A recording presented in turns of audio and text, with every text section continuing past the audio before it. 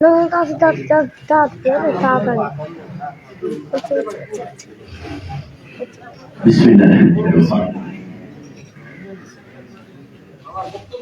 আজকে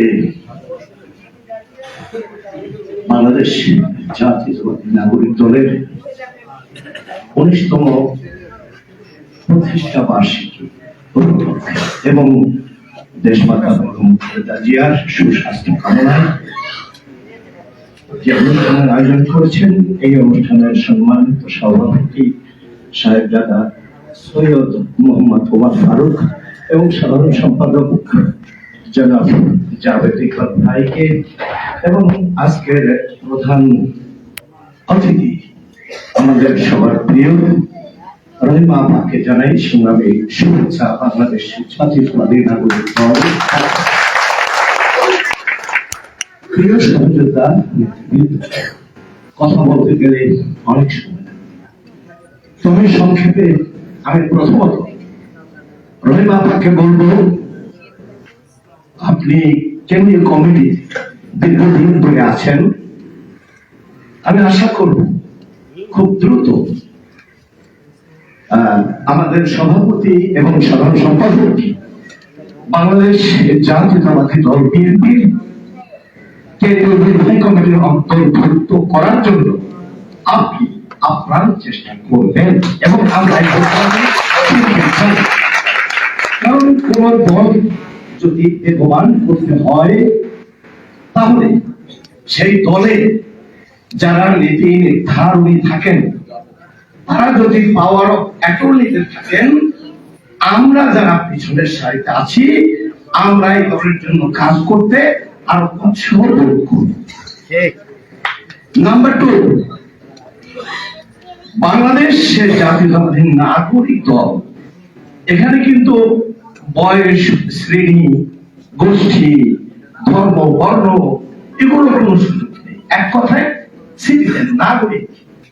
এখানে হিন্দু, বৌদ্ধ, খ্রিস্টান, মুসলমান সবাই থাকে। বয়সের শ্রেণী নেই। যার যার যোগ্যতা অনুযায়ী সে কথা বলবে, সে পথ পজিশনে যাবে।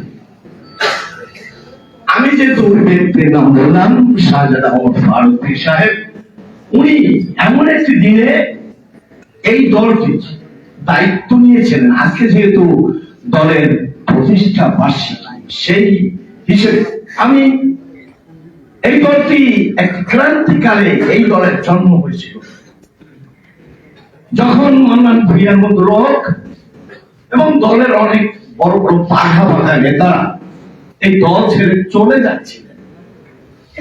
ঠিক সেই মুহূর্তে খন্দকার দেওয়ান সাহেব হাসপাতালে থেকে এবং জনাব তারেক রহমানের উপরে চলছিল শেখ হাসিনার তৈরি করা ফখরুদ্দিন মইনুদ্দিনের সেই 111 যখন জনাব তারেক রহমানের উপরে চলছিল অত্যাচার, নির্যাতন, দেশমাতা বেগম খালেদা জিয়া ছিলেন ফখরুদ্দিনের জেলখানায় বন্দী।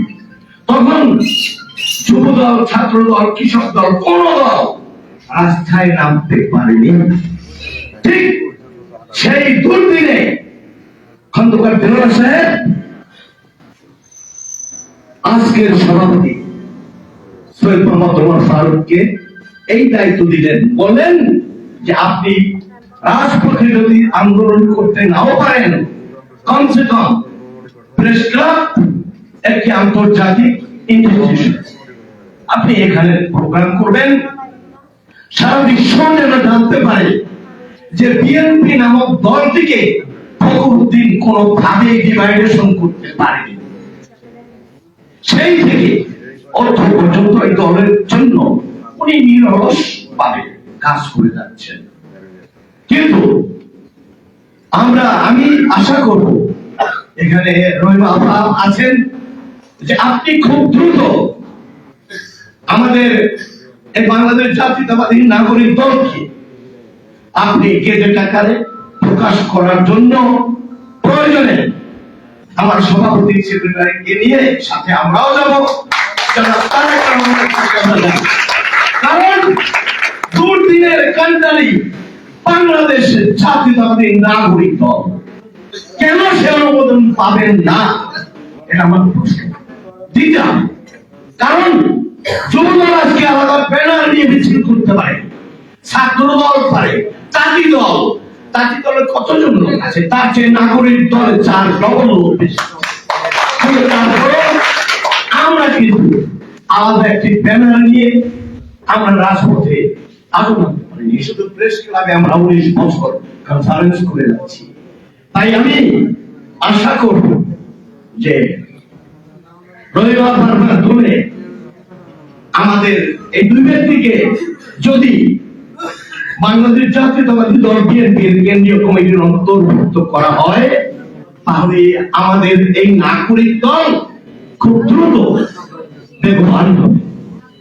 বন্ধুরা, আজকে এখানে কথা বললে অনেক বলা যায়, তো আমি যেহেতু দেশপাতা উনি এবারকারে আছেন, আল্লাহ আমাকে সুস্থ করছেন, আমি প্রতিদিনই লাইভ করি। আমি লাইভে ওনার জন্য সেদিন কান্না করেছিলাম, বুক ফেলে কান্না আসছিল যে ওনার জীবনে এত কষ্ট কেন। অল্প বয়সে স্বামী হারিয়েছেন, 2টি সন্তানের ভালোর জন্য তিনি স্বামীর বিচারটি পর্যন্ত করেননি। কারণ একজন মৃত মানুষের বিচার করতে গিয়ে যদি সন্তানদেরকে হারান, সেই ভয়ে তারপর পাকের ঘর থেকে মঞ্চ থেকে সেই স্বেচ্ছাতে বিল্ডিং পুরো জেলখানায়, তারপর আল্লাহ তাকে আজও বাঁচিয়ে রেখেছেন। আমি আল্লাহর কাছে বলেছি, আল্লাহ তুমি তার জীবনটা ভিক্ষা দাও, কারণ আমাদের একজন অভিভাবক দরকার।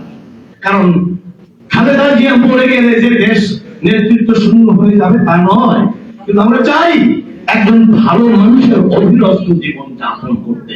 জিয়াউর রহমান আমাদের মাঝে বেঁচে নেই, তার সহধর্মী আল্লাহ রাসূল বলেছেন যে স্বামীর অসমাপ্ত কাজ তার স্ত্রী সমাপ্ত করবে। সেই হিসাবে বেগম খালেদা জিয়া অনেক যন্ত্রণা উপভোগ করেও তার স্বামীর অসমাপ্ত কাজ চালিয়ে গেছেন। বাংলাদেশের মানুষ ভোটে মানুষ কন্যা হিসাবে উনি এখনো বেঁচে আছেন। আমরা লক্ষ্যবস্তুর অর্ধেকটায় পৌঁছে গেছি।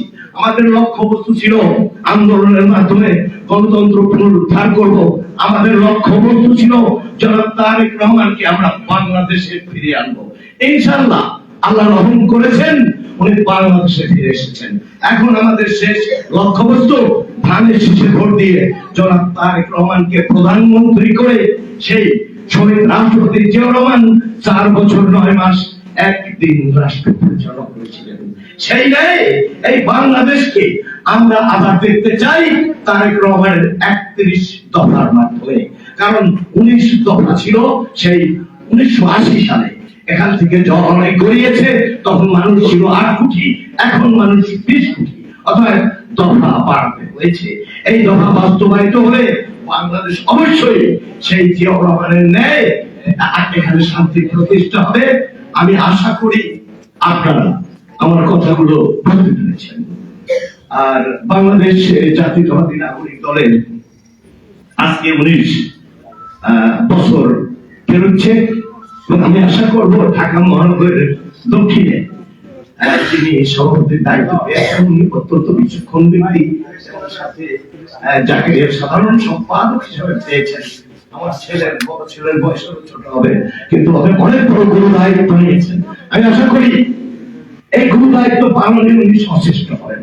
আমি ঢাকা মহানগর চাই, অর্থাৎ রবীন সাহেবের এলাকার আমি কমিটির ভুক্ত সহ সম্পাদক এবং শিল্পাঞ্চল শ্যামপুর বারুল মাঠের সিনিয়র সহসভাপতি, এবং আমি আমার জেলার সভাপতি এবং আমার ইউনিয়নের সিনিয়র সহসভাপতি। যাই হোক, এতগুলো পদ তো একসাথে পালন করা যায় না।